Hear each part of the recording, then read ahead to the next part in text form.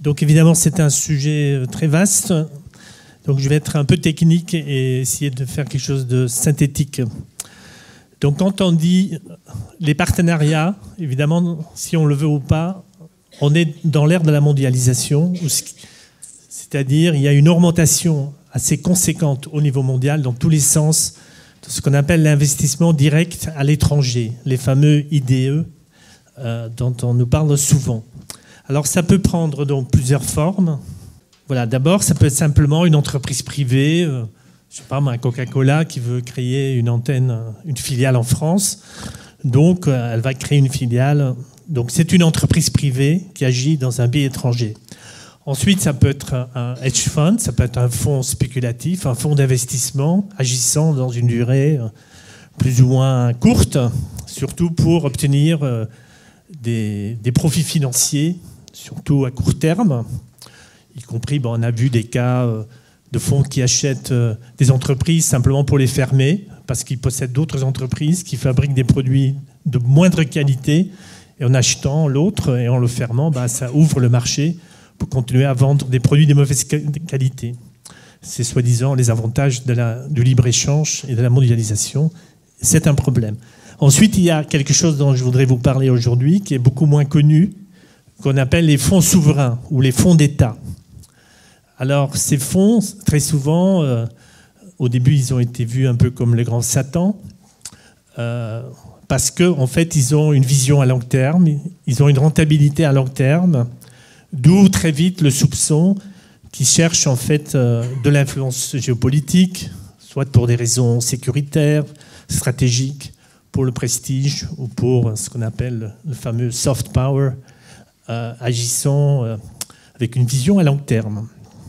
Alors aujourd'hui, donc, selon l'estimation de la Caisse des dépôts et des consignations, on estime que d'ici 2020, en fait, les fonds souverains vont représenter 15% du total des actifs financiers sous gestion dans le monde, c'est-à-dire environ 15 000 milliards de dollars qui seront aux mains d'à peu près 140 fonds souverains. Selon le Fonds monétaire international, ce qui caractérise ces fonds souverains, c'est qu'ils sont possédés donc, et gouvernés par un gouvernement national et qui gèrent donc, comme je l'ai déjà dit, des actifs dans une logique du long terme. Alors, évidemment, on pense tout de suite aux grandes menaces de la Chine. Ah non, c'est raté, parce que le plus grand fonds souverain dans le monde, il n'est pas chinois, il est norvégien. C'est un fonds des retraites publiques donc, en Norvège, qui, par exemple, en France, possède 1 milliard dans les actions de Total, qui possède 500 millions de BNP Paribas. C'est contrôlé par un fonds souverain, très discret, qui sont les Norvégiens, qui placent leur argent à long terme. Le deuxième, c'est Abu Dhabi, donc des Émirats. Ensuite, il y a le China Investment Corporation, qui est devenu très important, qui est un grand fonds souverain. Après, vous avez le Koweït, qui a été historiquement, depuis 1953, c'était les premiers qui ont créé ces fonds souverains. Et je peux continuer comme ça. Il y a le Qatar, qu'on connaît bien en France parce qu'il y a le Paris Saint-Qatar. Et il y en a d'autres. Juste pour dire que la question se pose pas seulement je veux sortir de la relation un peu parfois obsessif entre la Chine et l'Europe et replacer un peu la question dans le contexte plus large. Alors, face à ces fonds souverains, donc il y a plusieurs attitudes possibles. On peut dire non, ces gens-là, on n'en veut pas. On ferme tout, on ferme les volets. C'est par exemple ce que font souvent les États-Unis. Par exemple, Dubai World avait acheté aux États-Unis P&O, qui est un des grands opérateurs des ports américains. Et donc, tout de suite, ça a été vu comme une menace totale pour la sécurité des États-Unis. Il y a eu une très grande campagne dans la presse pour dire, voilà, il y a un coup d'État en cours. À la fin, donc, Dubai World a renoncé carrément a revendu ses ports, ses équipements aux États-Unis pour pas avoir les effets négatifs. Ça, c'est une attitude qu'on doit condamner. Ensuite, il y a une autre attitude, c'est de faire de open bar, c'est-à-dire nous sommes sous cette occupation financière qui sont véhiculés à travers notre modèle néolibéral, qui nous poussent de plus en plus vers la faillite, en réalité, de nos entreprises. Et à ce moment-là, on peut, sous la pression, comme on a vu dans le cadre de General Electric, dire que le ministère de la Justice américain a dévoilé qu'on connaissait tous les dossiers sales de nos commerciaux, des bijoux de famille de l'industrie française. Et sous pression, on vend au plus offrant dans les meilleurs prix. Ça, c'est le open bar. Ce n'est pas du tout non plus quelque chose qu'on peut appeler une coopération gagnante-gagnant. La troisième attitude que nous défendons ici, c'est une coopération donc raisonnable, basée sur le développement mutuel. Et à ce moment-là, il faut fixer des règles. Alors, en France, la France a été pionnière parce que, à travers la Caisse des dépôts et des consignations, qui est une très vieille institution, on a travaillé très tôt sur définir des partenariats. Quelles sont les meilleures conditions pour ces partenariats? Donc, on a créé en France en 2009 le Club des investisseurs à long terme. En 2011, le Institutional Investors Roundtable. Et en 2014, donc, surtout, on a créé en France, qui était la section donc, CDC Entreprises. CDC Entreprises, c'est devenu la BPI, la Banque publique d'investissement. Et une autre branche de la Caisse des dépôts, donc, on a créé CDC International Capital, qui est donc devenu leader aujourd'hui d'une nouvelle catégorie de fonds souverains qui sont un peu différents. Dans des pays qui ne sont pas exportateurs de capitaux, donc un pays comme la France, mais qui sont demandeurs. Nous sommes demandeurs que les capitaux viennent s'investir chez nous. Ces véhicules sont en quelque sorte des fonds souverains de contrepartie, en capacité donc de co-investir à part égale avec des fonds souverains étrangers, en créant des alignements d'intérêts pour les attirer dans notre économie, tout en gardant la main sur les technologies sensibles ou dans les domaines qui touchent à la sécurité nationale. CDC-IC, sa capacité aujourd'hui est à peine de 4 milliards, bien que la Caisse des dépôts, elle a 400 milliards d'actifs sous gestion. Mais c'est CDC-IC qui travaille avec le Qatar, avec le Bahreïn, avec l'Arabie Saoudite, avec la Russie, la Chine, avec la Corée. Alors, quelques exemples de réussite ou de choses qui montrent ce côté gagnant-gagnant parce qu'il y a un investissement à part égale. Donc, ce n'est pas la Chine qui achète, ce n'est pas les étrangers qui achètent notre pays, mais nous créons quelque chose de nouveau avec les partenaires étrangers où nous sommes en position de co-direction de ces investissements. En 2012, donc, CDC Entreprises avec la China Development Bank a créé Cathay Capital. En 2014, mais ça c'est plutôt au niveau industriel, il y a eu le fameux accord entre PSA et Dongfeng, où donc l'État français et Dongfeng, chacun a investi 800 millions d'euros donc, qui a été injectés dans Peugeot, en échange de l'ouverture pour Peugeot sur le marché chinois. Et en 2015, et ça il ne faut surtout pas le dire à Paris, ah bon, on y est déjà, c'est que la Chine en fait a investi 1 milliard dans le Grand Paris. C'est-à-dire la Caisse des dépôts a investi 1 milliard et la China Investment Corporation, donc le plus grand fonds souverain chinois, a mis 1 milliard pour investir dans le Grand Paris, pas seulement dans l'immobilier, mais dans les métros et dans les infrastructures. Donc il est possible, en travaillant dans des bonnes conditions, d'avoir une situation où les fonds souverains étrangers puissent investir correctement et dans des conditions de respect mutuel et de confiance dans l'économie française. L'exemple le plus récent, ça a été maintenant le sauvetage de Arc International. Vous savez, c'est un producteur de verre dans le nord de la France qui était au bord de grands problèmes. Le 19 mai, CDC International Capital, avec le fonds souverain russe et le fonds souverain du Bahreïn, a mis de l'argent pour sauver Arc. Alors, ça c'est la carte des investissements directs chinois dans la zone de l'Union européenne. Donc vous voyez, on dit oui, c'est terrible, les Chinois, ils ont acheté la Grèce. Alors je vois sur la carte, en Grèce, 405 millions d'investis. En France, presque 6 milliards. Donc, alors, est-ce que nous avons besoin d'investissements en France? La réponse est oui. Pourquoi? Depuis 50 ans, il n'y a pas vraiment une vision industrielle, infrastructurelle au niveau des infrastructures en France. On doit investir au moins 250 milliards dans les transports, de l'énergie et du transport. Nous sommes victimes du dogme de la rentabilité immédiate. On l'a vu lors du débat sur le canal Seine-Nord. Si vous me trouvez un économiste capable de montrer la rentabilité d'un canal en France, je vous paye une bouteille de champagne. On ne les trouve pas, ça n'existe pas, parce qu'ils ont une vision comptable et ils ne comprennent rien à l'économie physique. Le dernier qu'on peut trouver dans l'histoire de France qui avait vraiment compris la notion de connectivité s'appelle Charles de Freycinet.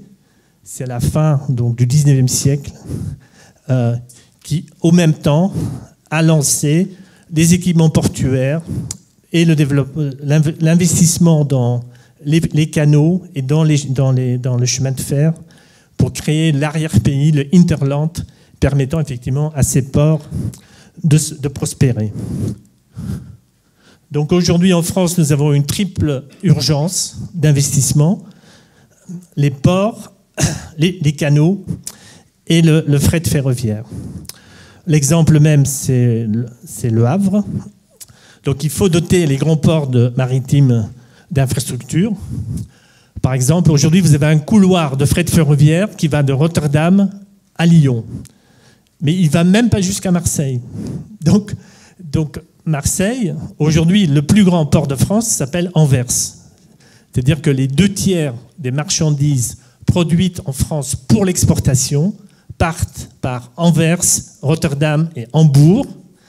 La région de France qui est le plus accès à la mer, ce n'est pas la Bretagne, ce n'est pas la Méditerranée, c'est l'Alsace-Lorraine. L'Alsace-Lorraine, c'est la région qui a l'avantage compétitif pour son accès maritime aujourd'hui. Donc c'est là où on a les meilleurs prix. Si vous produisez pour exporter en Chine ou aux États-Unis, vous avez tout à fait intérêt de vous installer en Alsace-Lorraine. Parce que le reste ne marche pas.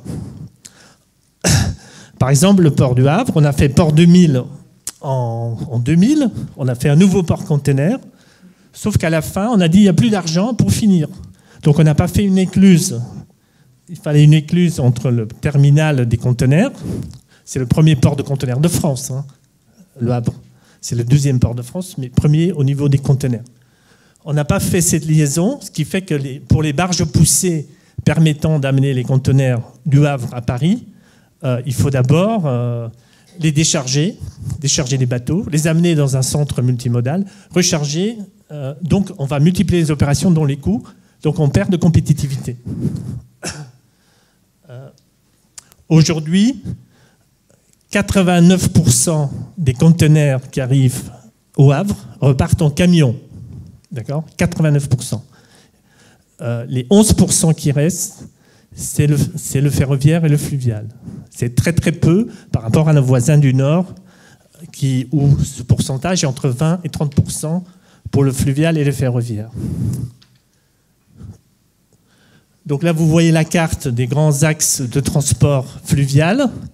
Vous voyez que nous vivions en France dans un cul-de-sac. Et donc, le Seine-Nord va permettre déjà de connecter l'axe Aropa, donc le Havre, Rouen, Paris, avec tout ce réseau du Nord. Ensuite, il faut faire ce qu'on appelle la fameuse patte d'oie, c'est-à-dire le Rhin-Rhône, donc relier tout l'ensemble de la Saône et du Rhône, du Sud, de le connecter, aussi bien donc avec la Meuse, avec la Marne et avec le Rhin, par ces interconnexions. Donc ça, c'est l'urgence fluviale. L'urgence ferroviaire, donc ça, c'est l'évolution du fret ferroviaire en France entre 2003 et 2013. Vous voyez que même en Allemagne, on n'a pas fait beaucoup, mais on a quand même remonté des 43% le fret ferroviaire. En France, ça a chuté de 31%. Exemple très concret, c'est qu'aujourd'hui, on est au point où les gens du Havre demandent à la SNCF de construire un transport rapide entre Paris et Le Havre pour dégager les voies actuelles pour pouvoir transporter du fret. Parce qu'on a décentralisé, donc tous les trains régionaux, tout le monde marche sur le même réseau, donc il faut au moins faire une séparation des flux, c'est-à-dire d'avoir des réseaux dédiés pour le fret et des réseaux dédiés pour le trafic voyageur. Donc si on fait une nouvelle ligne, alors on peut discuter si c'est TGV, maglev ou arrêt au train, on peut dégager les voies existantes et complètement permettre aux marchandises qui arrivent au Havre de repartir en train. Aujourd'hui, on se bat pour électrifier. Sébastien va en parler. En Afrique, maintenant, il y a des lignes électrifiées. Dans le nord de Paris, il y a des lignes qui ne sont pas électrifiées. Et on se bat pour les électrifier.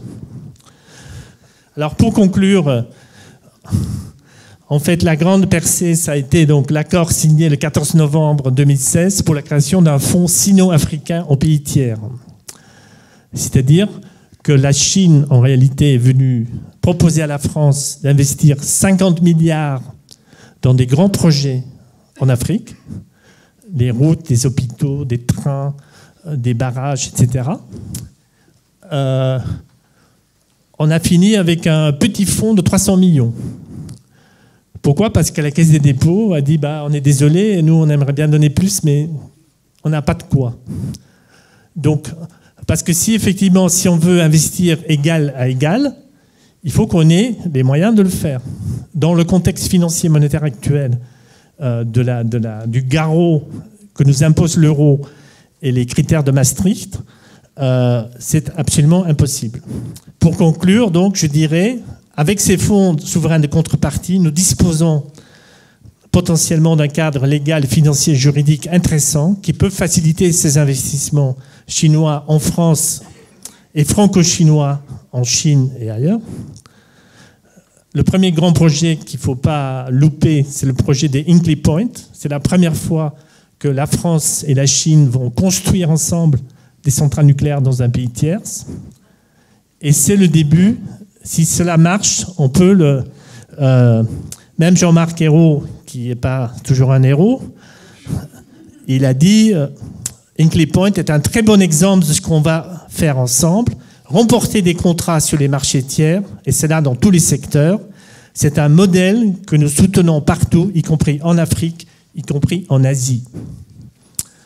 Donc, pour que ce trilogue sino-franco-chinois puisse marcher, il faut la confiance. La confiance, comme le disent les Chinois, c'est comme la porcelaine. Il ne faut pas les brécher, car elle ne se répare pas. La France a un rôle important à jouer dans ce rôle de médiateur de la confiance entre ces deux cultures complexes qui sont l'Afrique et la Chine. Merci. Bien, merci bien, merci.